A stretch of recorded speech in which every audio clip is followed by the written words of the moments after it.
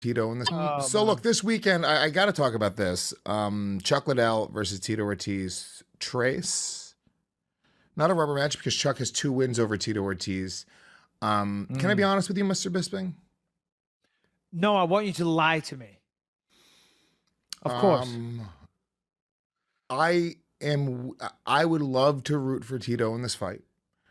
Our good friend Jason Perillo is Tito Ortiz's boxing coach. We've had Tito on this show. I've interviewed him multiple times. I like Tito Ortiz a lot. I like him a lot. I've become a fan of Tito's over the years. And you know the story about how I met Chuck at a diner in LA and he was not very friendly to me and it hurt my feelings. And I said I would never root for him again. But after I saw the video of Tito Ortiz walking into Chuck during his open workout and making fun of him, it made me go, holy shit, Chuck, win this fucking fight. Win it and win it fucking hard. I want Chuck to win so badly. I can't root against Chuck. I don't know what to say. Yeah, no, it is a tricky one because Chuck Liddell he's a legend of the sport, and so is Tito Ortiz. By the way, I'm going to get into Tito's side in a minute. Chuck Liddell, he's the Iceman. He was the face of the company for a long time, as was Tito, long-time division champion. Of course, had 2 wins over Tito Ortiz. And just one of those legendary fighters, that when you think of the UFC and the names that helped build it, like Matt Hughes, Hoyce Gracie, Chuck Liddell, and a Tito Ortiz, he commands your respect. He really does. And it's nice to see him back.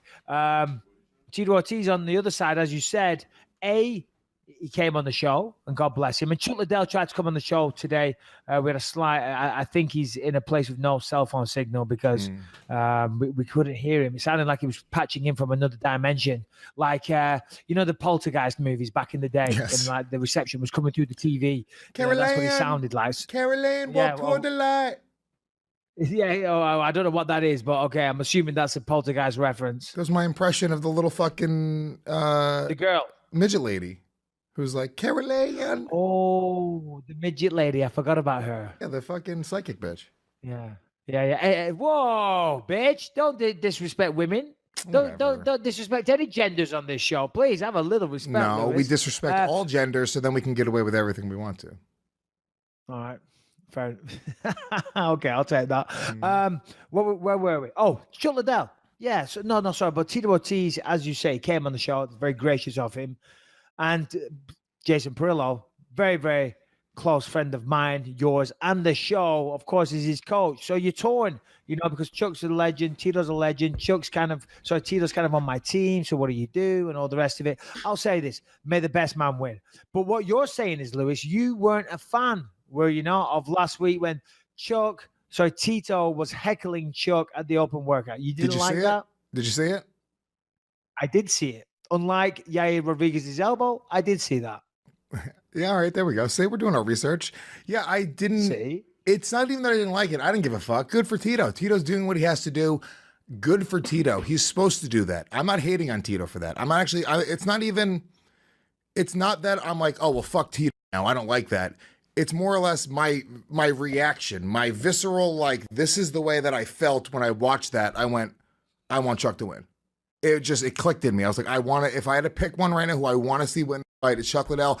He was made into an underdog in a weird way, right? So the power of being an underdog in general, just most of the time people want to root for an underdog in general. But then Chuck Liddell, who he's had this long layoff, like 6-7 years. How long is the layoff for Chuck Liddell? It's crazy fucking long. And Tito, I think he retired in 2008. I think so. I could be wrong. 8 or 9. So it's almost 10 years. Oh shit, who am I calling? Yeah, let me just look that up. But yeah, it's crazy. What year did he retire? I'm sure Harrington can probably give us that information. 2010. 2010. So it's 8 years since Chuck Liddell has fought. That's crazy. That you're talking about a layoff, and then you have a guy who was slipping. He was getting knocked out. He was losing all these fights. It wasn't the Chuck Liddell, world beater, knocking everybody out that we saw sort of come up and become the UFC legend that he was. Dana White publicly said that he thought he should retire as a friend. I guess this is actually a quote as well from De La Hoya, because I guess Dana White said he doesn't think Chuck should be fighting. And De La Hoya was like, oh, well, it's not a promoter's job to tell a fighter when to retire. It's a fighter. But at the same time, I think Dana was coming at it from his friend's perspective. I don't think it was about a promoter. Yeah, I think, for sure. Yeah, they were really close. Yeah, I mean, because if they were close, and he was looking at it from a friend perspective. At the end of the day, Chuck Liddell was still a draw. People still pay to watch Chuck Liddell fight, just like Tito Ortiz, as I said before, legends of the sport.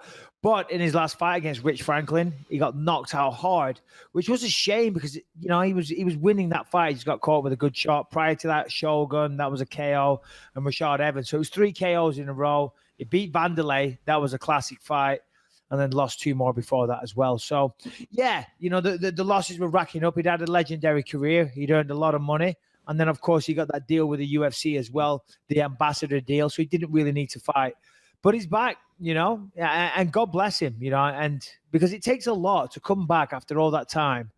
At his age, I think he's 48. I might be wrong. Can you check that, Harrington? I think so. It takes balls. It takes balls, to walk back after all that time. And for people, to have these kind of conversations, to kind of write you off and be like, oh, Chuck's past his sell-by date. It takes a massive amount of courage to walk out there, and try and prove everybody wrong.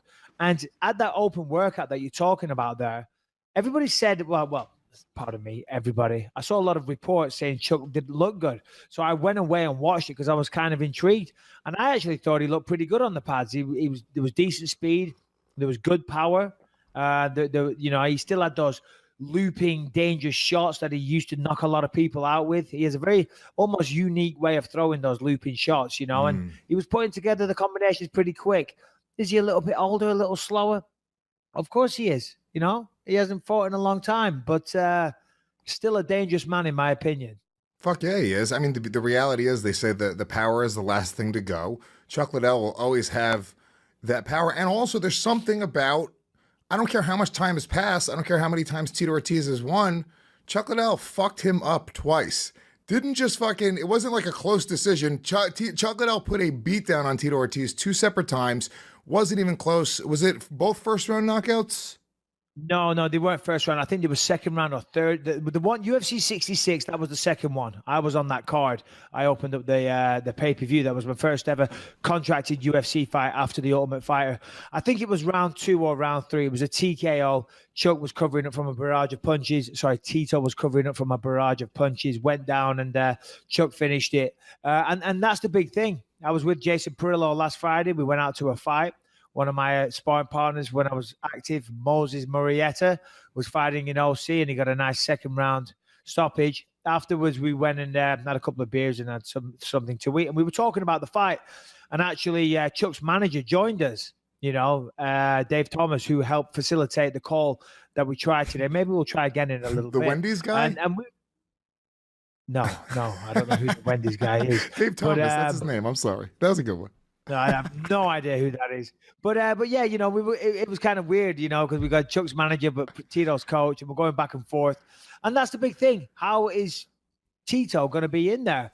Now, Tito's a veteran, and he's got balls. Tito, has a lot of balls. And to go in there against a guy that's beat him twice, but he's hoping probably that he slowed down a bit. I don't know. There's a lot of intangibles. There's a big storyline. Chuck beat him twice, but he got knocked out a lot at the end of his career, and he's been retired for 8 years. Tito's looking good, and he's been active all this time. Will that be enough to equalize the differential?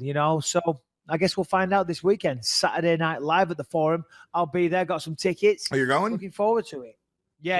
I'll be there. Yeah, that's fun. Yeah, I'm gonna take Callum down, watch the fights. All right, guys, let's take a quick second to hear from another sponsor of ours, and this one is Robinhood. Robinhood is an investing app that lets you buy and sell stocks, ETFs, options, and cryptos, all commission-free. Yes, commission-free. Most places are going to charge you a commission, of course. They strive to make financial services work for everybody, not just the wealthy. It's a non-intimidating way for stock market newcomers to invest for the first time with simple and intuitive, clear design, with data presented in an easy-to-digest way, Lewis. Oh, yeah. Tell me about that, dude. I have no idea about stocks, trading. It's so, for me, I have no idea. Step one, it sounds so intimidating to go and do that.